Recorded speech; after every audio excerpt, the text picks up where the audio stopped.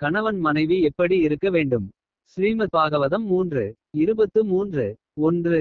மைத்ரேயர் தொடர்ந்தார். பெற்றோர்களை விட்டு பிரிந்த பிறகு கணவரின் விருப்பங்களை புரிந்துகொள்ள முடிந்தவளாகிய கற்புடைய பெண் தேவ்கூதி சிவபெருமானின் மனைவியான பவானி அவள் கணவருக்கு தொண்டு செய்தது போல மிகுந்த அன்புடன் தனது கணவருக்கு பணிவிடை செய்தாள். பொருளுரை. பவானி பற்றிய குறிப்பிட்ட சான்று மிகவும் குறிப்பிடத்தக்கது. பவானி என்றால் பவவின் மனைவி அல்லது சிவபெருமானின் மனைவி என்று பொருள். இமயமலைகளின் அரசனுக்கு மகளான பவானி அல்லது பார்வதி பிச்சையெடுப்பவர் போல் தோற்றமளிக்கும் சிவபெருமானை தன் கணவராக தேர்ந்து எடுத்தாள். அவள் இளவரசியாக இருந்தாலும் ஒரு வீடு கூட இல்லாமல் மரங்களின் கீழ் அமர்ந்து தியானத்தில் பொழுதை கழிக்கும் சிவபெருமானுடன் தொடர்பு கொள்ள எல்லாவித கடுந்துன்பங்களை மேற்கொண்டாள். பவானி ஒரு சிறந்த அரசனின் மகளாக இருந்தபோதிலும் அவள் ஒரு ஏழை பெண்ணைப் போல சிவபெருமானுக்கு தொண்டு செய்வது வழக்கம். அதுபோல தேவ்கூதி மன்னராகிய ஸ்வயம்புவ மனுவின் மகள் ஆயினும் அவள் கர்தம முனிவரை கணவராக தேர்ந்தெடுக்க ஒப்புக்கொண்டாள். அவள் மிகுந்த அன்புடனும் பாசத்துடனும் அவருக்கு பணிவிடை செய்தாள். அவரை மகிழ்விக்க அவளுக்கு தெரிந்திருந்தது. அதனால் அவள் கற்புள்ள உண்மையான மனைவி என்று பொருள்படும் சாத்வி என்று இங்கு குறிக்கப்படுகிறாள். அவளின் அரிய சான்று வேத நாகரிகத்தின் சீர்மையாகும். ஒவ்வொரு பெண்ணும் தேவ்கூதி அல்லது பவானியைப் போல நல்லவளாகவும் கற்புள்ளவளாகவும் இருக்குமாறு எதிர்பார்க்கப்படுகிறாள். இன்று இந்து சமுதாயத்தில் திருமணமாகாத பெண்கள் சிவபெருமானை போன்ற கணவர் கிடைக்கலாம் என்ற எண்ணத்தில் அவரை வழிபடும்படி கற்பிக்கப்படுகிறார்கள். சிவபெருமான் ஒரு சீர்மையான கணவன் செல்வத்திலோ அல்லது புலன் நுகர்ச்சியிலோ இல்லை. ஆனால் பக்தர்களில் மிகவும் சிறந்தவராக இருப்பதால் தான் வைஷ்ணவானாம் யதா சம்பு அல்லது சிவபிரான் ஒரு சீர்மையான வைஷ்ணவர். அவர் இராம பிரானை நோக்கி நிலையாக தியானம் செய்கிறார். ஹரே ராம ராம ராம ஹரே ஹரே என்னும் மந்திரத்தை உச்சரிக்கிறார். சிவபிரானிடம் விஷ்ணுசுவாமி சம்பிரதாயம் எனப்படும் வைஷ்ணவ சம்பிரதாயம் உள்ளது. திருமணமாகாத பெண்கள் சிவபெருமானை வழிபடுகின்றனர். அதனால் அவர்கள் அவரை போன்ற ஒரு நல்ல வைஷ்ணவரை கணவராக எதிர்பார்க்கலாம்.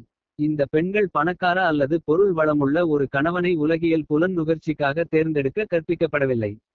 மாறாக ஒரு பெண் பக்தி தொண்டில் சிவபெருமானை போன்று ஒரு நல்ல கணவனை பெற அதிர்ஷ்டம் செய்தவளாக இருந்தால் பின்னர் அவள் வாழ்வு முழுமையடைகிறது. மனைவி கணவனுக்கு கட்டுப்பட்டவள். அந்த கணவன் ஒரு வைஷ்ணவனாக இருந்தால் பிறகு அவள் இயற்கையாக கணவரின் பக்தி தொண்டை பகிர்ந்து கொள்கிறாள். ஏனென்றால் அவள் அவருக்கு தொண்டு புரிகிறாள்.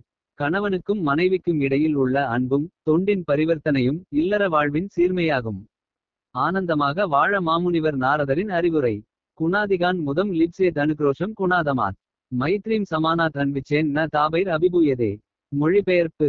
உலக வாழ்வில் ஒவ்வொருவரும் பின்வருமாறு நடத்தல் வேண்டும்.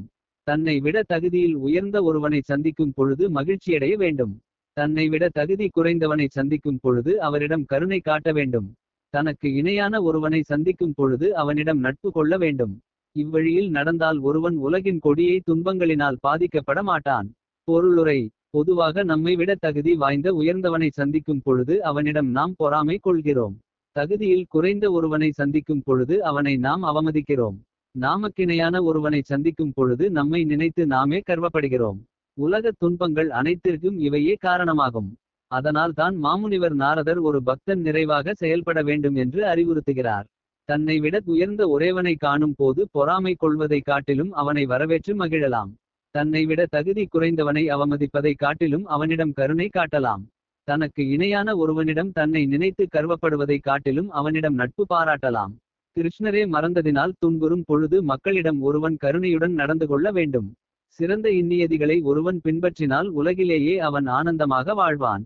ஸ்ரீமத் பாகவதம் 4:8-34. கடவுள் என்பது ஒரு பதவி அல்ல. கடவுள் என்பவர் சிலர் கூடி ஓட்டெடுப்பு நடத்தி ஒரு மனதாக தேர்ந்தெடுக்கப்படுபவர் அல்ல. கடவுள் என்ற பதவியில் எவர் வேண்டுமானாலும் அமரலாம் என நினைப்பது முற்றிலும் அபத்தமானதாகும். ஜடத்தன்மைகள் துளியும் இல்லாதிருப்பதுவே கடவுளின் தன்மையாகும். ஜடத்தன்மைகளிலிருந்து விடுபடுபவர் கடவுளின் இராஜ்யத்தை அடையலாம் என்று கூறப்படுகிறது. அவ்வாறு இருக்கையில் அந்த கடவுள் எவ்வாறு ஜடத்தன்மைக்கு உட்பட்டவராக இருக்க முடியும்.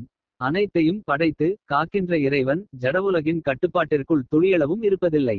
அவரை கட்டுப்படுத்தக்கூடியது என்று எதுவும் இல்லை. கட்டுப்படுத்துபவர் என்று யாரும் கிடையாது. எல்லா பிரபஞ்சங்களும் இறைவன் நினைத்த மாத்திரத்தில் தோன்றி மறைகின்றன. அவருக்கு அப்பாற்பட்டதாக எதுவும் இருக்க முடியாது. எனவே அவர் எவர் மீதும் கோபத்துடன் இருக்க வேண்டியதே கிடையாது.